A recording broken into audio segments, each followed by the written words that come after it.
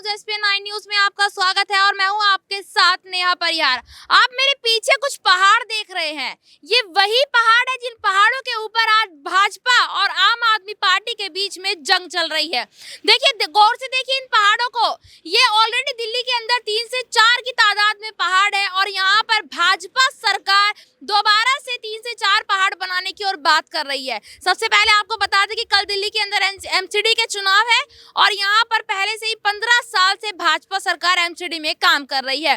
लेकिन इस बार देखिए जनता क्या कहती है, वो हमने आपको यहाँ पर दिखाया और आप हमारी अगली रिपोर्ट में भी देखिएगा कि जनता का क्या कहना है। लेकिन देखिए इन कूड़े के पहाड़ की स्थिति आप देखिए, मैं बिल्कुल इनके पास में यहाँ खड़ी हूँ, कितनी गंदगी यहाँ पर है। और यहाँ आप चारों तरफ अगर देखेंगे तो यहाँ पर कहीं इतनी गंदगी, कहीं नालियां बह रही हैं, कुछ कुछ यहाँ दिखाई दे रहा है। और इतनी ऊंचाई पर जो ये कूड़े का पहाड़, आप सोच सकते हैं ऐसे ही पहाड़ दिल्ली के अंदर 3 से 4 पहाड़ है। तो आप सोचिए, जब दिल्ली के अंदर इतने बड़े बड़े पहाड़ पहले से ही हैं और पहाड़ बनाने की यहाँ पर बात हो रही है, तो आखिरकार दिल्ली के अंदर किस कदर गंदगी होगी। अब आप ये सोचिएगा कि इस कूड़े के पहाड़ के बगल में ही एक कॉलोनी है, क्लस्टर एरिया है, और उस क्लस्टर एरिया के लोग कैसे रहते होंगे। साथ ही आज मैं आपको दिखाना भी यहाँ पर ये पसंद करूंगी कि इस कूड़े के पहाड़ के सामने भी एक और पहाड़ है और उसी के पास में यहाँ पर एक फैक्ट्री बनाई गई है जिसमें कूड़े को बदल कर यहाँ बिजली बनाने का काम होता है। लेकिन शायद वो 1 महीने से बंद पड़ा है और अभी तक उसमें कोई काम नहीं हो रहा है।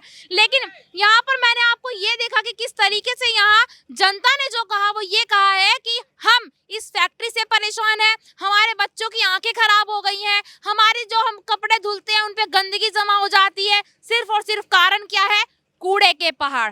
सबसे बड़ा कारण कूड़े का पहाड़। और आज इस कूड़े के पहाड़ों की जो तादाद बढ़ाने की बात हो रही है, उससे जनता कितनी परेशान होगी, ये हम आपको दिखाएंगे अपनी अगली रिपोर्ट में। आज के लिए इतना ही, फिर मिलूंगी आपसे किसी दूसरे मुद्दे पर। तब तक के लिए देखते रहिएगा एसपीएन9 न्यूज। धन्यवाद।